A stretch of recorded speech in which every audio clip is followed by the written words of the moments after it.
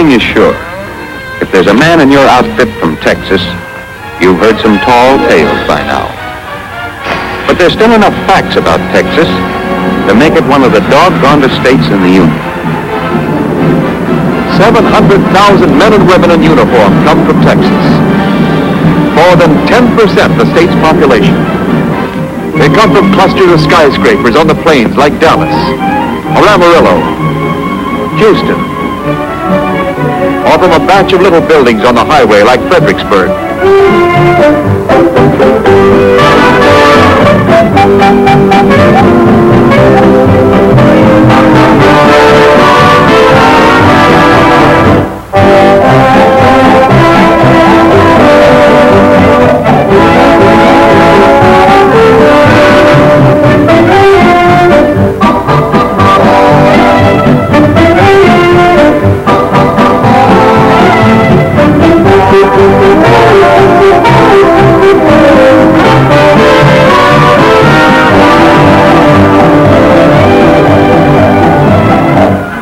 Texans have gone to war from the cattle ranches, the sheep ranches, the grain sorghum country, dairy farms, rice fields, turkey ranches, oil fields, the wheat country, the citrus country.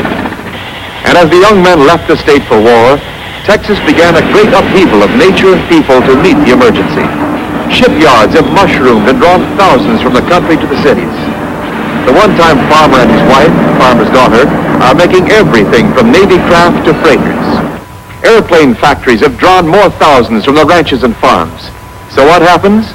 Short-handed Texas pitches in and produces more of the stuff that counts than ever before in its history.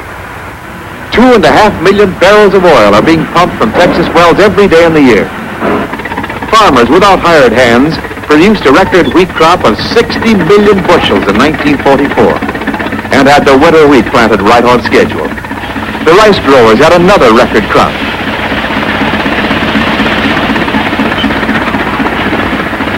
Magnesium is being made from rock. And if the rock isn't handy, they're making magnesium from seawater. They pick the cotton by hand, or if they can't get help, they harvest it with a cotton picker's nightmare. Hundreds of thousands of acres of sorghum grains were harvested to feed the livestock. Helium plants continue to furnish practically all of the world's supply of this non-inflammable lighter-than-air gas.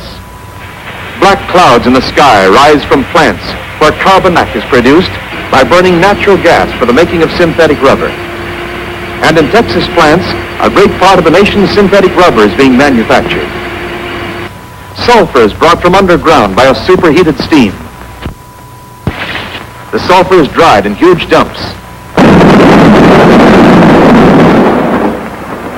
Trainloads of this vital mineral are shipped daily. War has turned this state into one of the great industrial areas. But the old Texas is here too. Beef cattle roam the plains until it's time to separate the calves from the herds.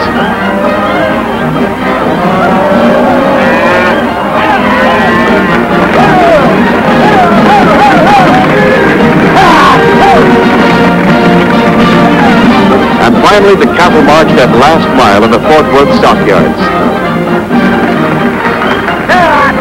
Texas sheep contribute twice as much wool as the state next in production. And the sheep, too, march that last mile in Fort Worth to help feed millions.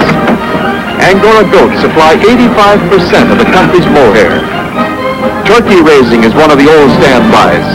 And that Texas climate has produced some whoppers. Baby beef turkeys, running up to 50 pounds. Yes, Texas has done itself proud in wartime. And the people who have made this possible are simply the families of the men from Texas. The mothers and wives, and fathers and brothers. George Nicholas has a son hospitalized in New Caledonia. There are 3 men named Cooper who will recognize mother and dad at work. Millie Bailey carries on with the memory of a son captured on Corregidor. And the same for her husband. Ed Bailey. Mrs. Tom White raised her own son and 2 foster sons on this farm near Paris. All are overseas. All the kids of the Davis family help their mother pick cotton. The son is in the Navy. Raymond Malone, cotton picker, has a son in the Army overseas. Mr. Riggins' son wears the Purple Heart. Otto Stevenson has 5 brothers in the Army, Marines, and Air Corps. And John Taylor also is the only one of 6 brothers who's not in uniform. Jimmy Wingfield, engineer on the Big Inch booster pumps, has a Marine brother with the Purple Heart and another brother in the ETO. Aurel Vion, sister of a Navy man. Mrs. Lowry Denay is the wife of a GI overseas. J.O. Stockman, brother of a Navy man. J.R. Cox, switchman, with 2 sons and 3 grandsons in service. 1 son is reported missing. Mrs. H.W. McWilliams has been in war work since Corregidor fell. Her husband was taken prisoner there. And on the Alabama Coshawty Indian Reservation, out of a community population of 380, there are 28 stars in the service flag.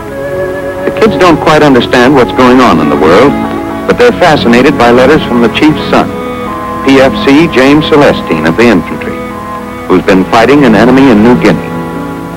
And the men of the reservation who remain are hard at work in the log camps. In Austin, the State University campus is a little on the feminine side with so many men away. And at the Capitol building, as everywhere else in the state, the flag of Texas flies beside the Stars and Stripes.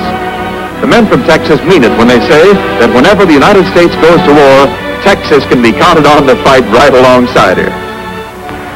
It's hard to find a Texan who doesn't claim that his state has the most beautiful girls in the world. Here's what came out of a department store in Dallas. What's the verdict? And what kind of a knucklehead would keep a dish like this waiting?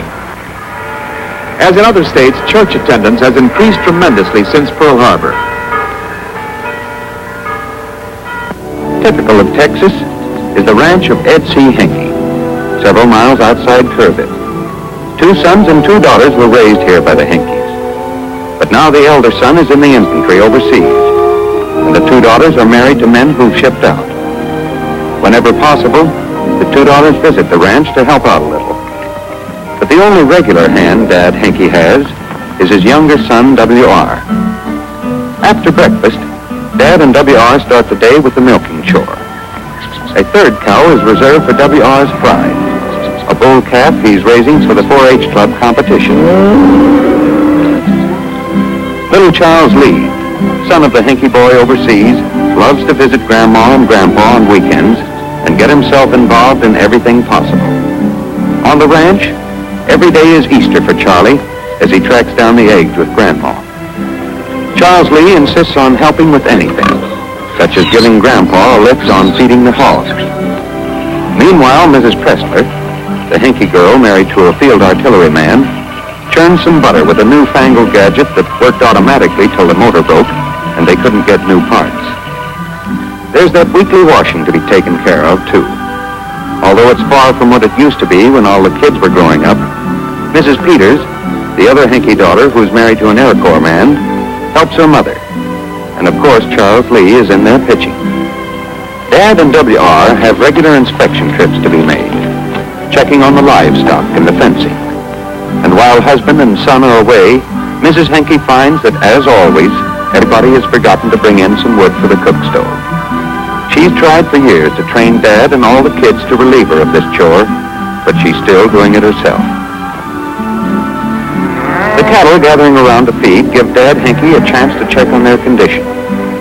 They're in fine shape this year. The sheep, too, look in good health as they come in for salt. It took Texans a long time to convince themselves that a man of honor could raise both cattle and sheep, but the war cinched the argument. W.R. is anxious to have his brother see what he's accomplished with this filly. 3 weeks ago, she was as wild as a cornered bobcat. W.R. broke her all by himself.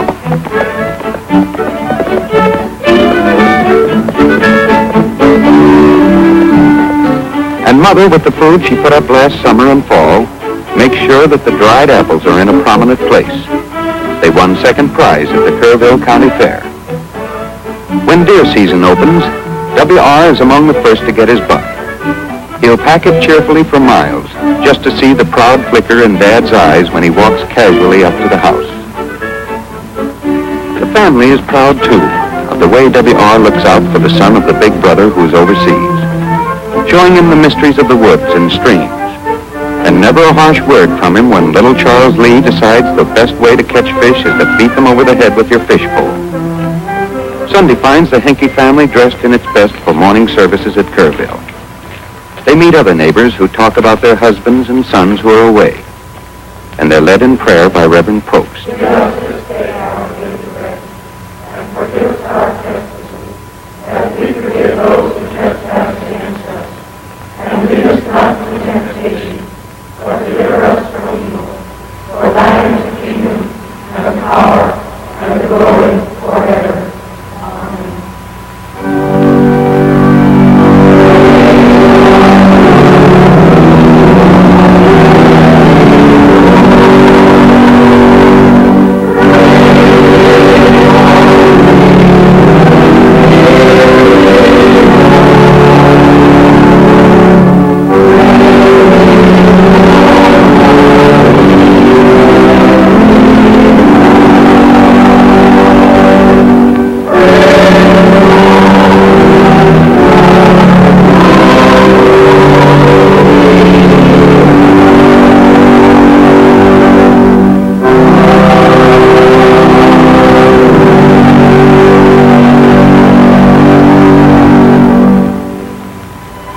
The end of each day finds the family a pretty tired lot, but with that feeling of having worked hard and unselfishly for the common good. And Charles Lee, who hates his bedtime like any other kid, and speaks with childish pride of a daddy he worships without remembering, is the best answer the Henkes have as to why the men of Texas, as the men of all states, have left their homes to make sure that the security and freedom of the American family will not be destroyed.